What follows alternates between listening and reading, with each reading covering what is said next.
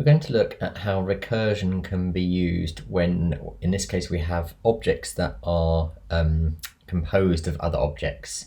So I have here an employee class. It's rather straightforward. We have a name for our employee and a manager, but our manager is also an employee.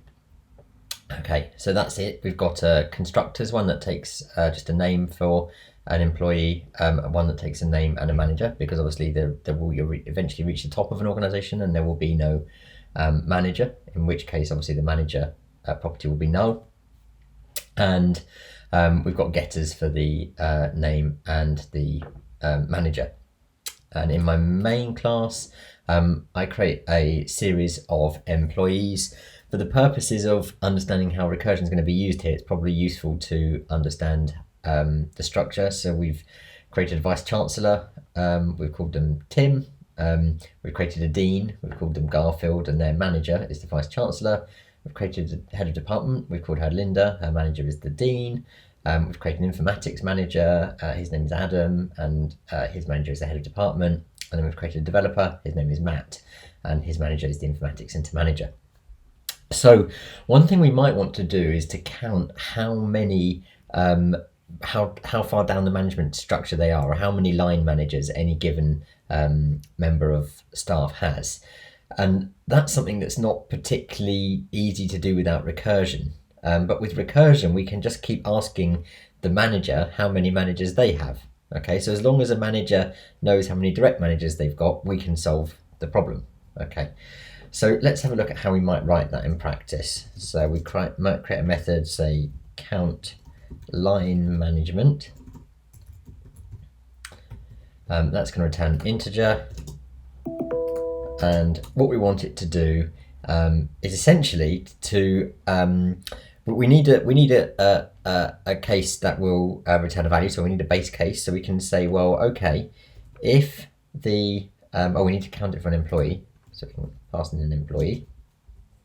So if the employee, if their manager is null, we want to return 0, and that will get us out of the recursive statement. But if it's not, okay, so essentially there's an else here because we've returned it, we've got here.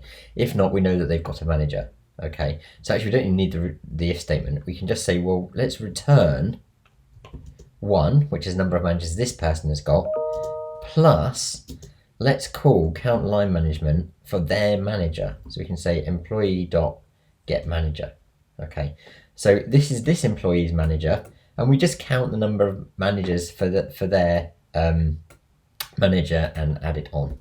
Okay, so this is the recursive step. Okay, so we can just try that out. So if we start with the vice chancellor, we can say int vc managers equals count line management passing the vice chancellor. We can see that there's no manager for the vice chancellor. So if we print that out and run our code, we'll see that we get 0. There we go. If we try it for the head of the department, he's got 2 managers. So we could let's just call this manager count. We'll count it for the head of department. We should see a line management of 2. And if we run it for our developer,